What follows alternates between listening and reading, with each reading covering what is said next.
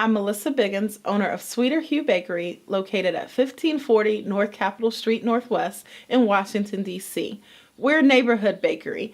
We specialize in custom orders, weddings, birthday cakes, even grandma's cookies. You can reach us at sweeterhue.com or find us on Facebook, Instagram, or Twitter. I enjoy being in the kitchen. The kitchen is a place that has a bunch of memories from before, growing up, what my mom has taught me, feeding family, bringing people in and laughing.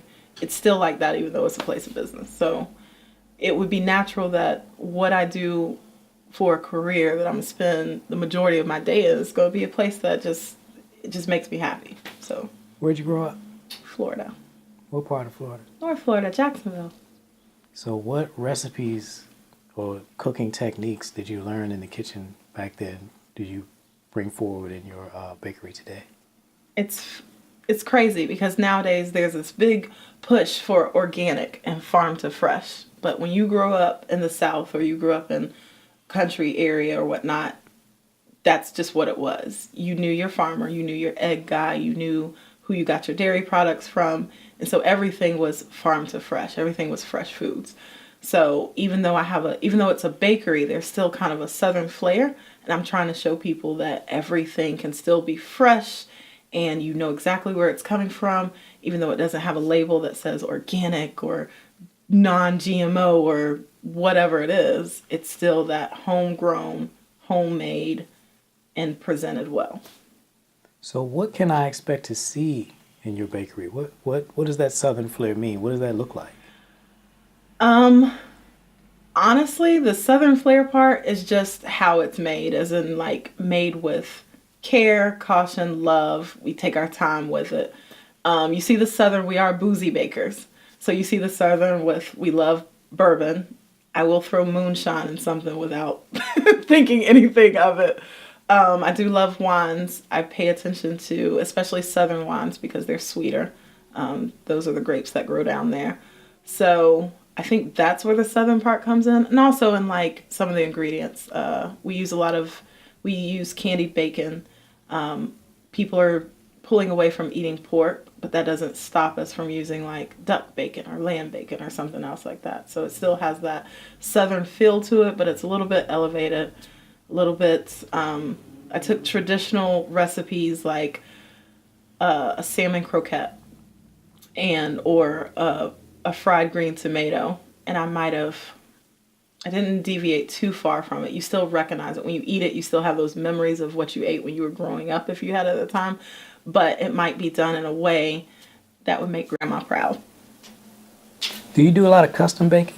Yes, all custom baking. I'd say our menu changes. It's supposed to change monthly, but it changes almost weekly and sometimes even daily because we get a lot of custom orders in. And if we try something and the whole bakery is smelling good because somebody wanted us to do a peach meringue, whatever, then I'm going to put that on the menu for that day. And it also gives me a chance to try new stuff, never getting bored, and also try flavors I haven't had before. Being in DC, there's so many cultures and so many people coming from all over that we've gotten some requests that were exciting. That's the only word I can use for it. I see it and they're like, can you do it? And they've given me enough notice and given me enough time where I can research and figure out what the heck. And then I'm always excited when they pick it up and they were like, this is it. Because I had no idea what it was until they told me. And for them to walk in and immediately recognize it and say, okay, this is how it was back home, you did it right, then that makes me feel great.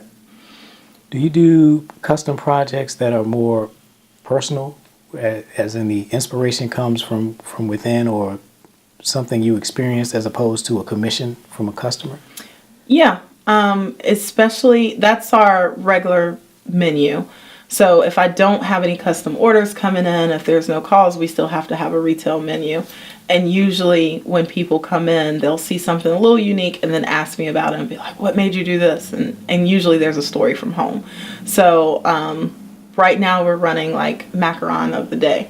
And we'll do different types of macarons and every one of them is something. The last one was key lime. And I guess that's not as big of a thing up here, but being from Florida, everyone has a key lime tree in the backyard, and you try to figure out 50 million things you can do with all those little suckers running around. So I've had a lot of fun introducing people to key limes, everything citrus.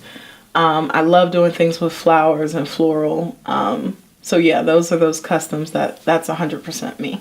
You eat flowers? Yes, I love eating flowers. Everyone should eat flowers. What kind of flowers? I like marigolds. They can have like a little bit of the taste of like a bitter orange. So those are the ones I like playing with the most.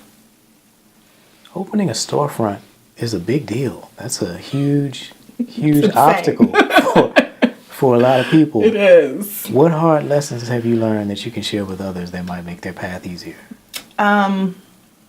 Go into it knowing that it's your passion project. It's your baby. You can hire the best contractor in the world. You can hire the best painters, the best cleaners, the best plumbers. But at the end of the day, it's your baby. It's your project. So you have to oversee every little part of it, and you have to be the expert in those areas because it's you presenting your new home. Yeah.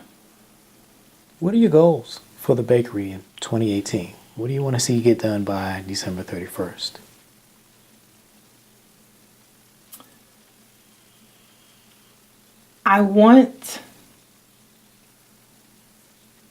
There's a few recipes that I'm excited about trying because these are from cookbooks from home, and I'm excited about introducing those to DC.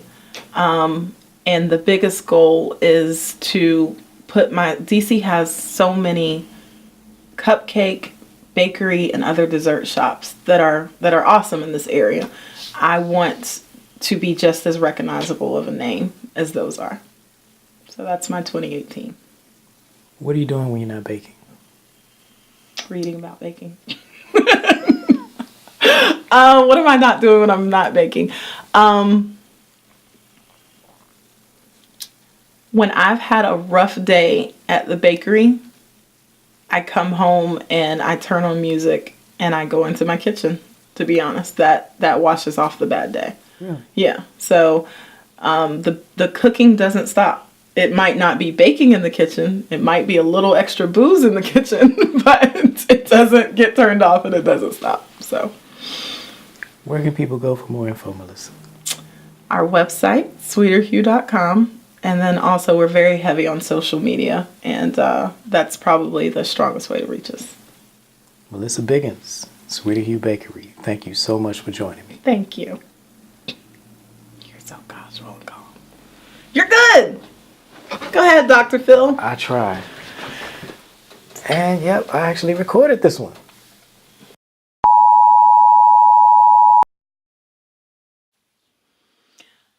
I'm Melissa Biggins, owner of Sweeter Hue Bakery located... I'm sorry. I feel your face. Okay. Don't even repress the button. I knew that's how it was going to look. Okay. I'm Melissa Biggins, owner of Sweeter Hue Bakery located at 1540 North Capitol Street, Northwest. I'm Melissa Biggins, owner of Sweeter Hue Bakery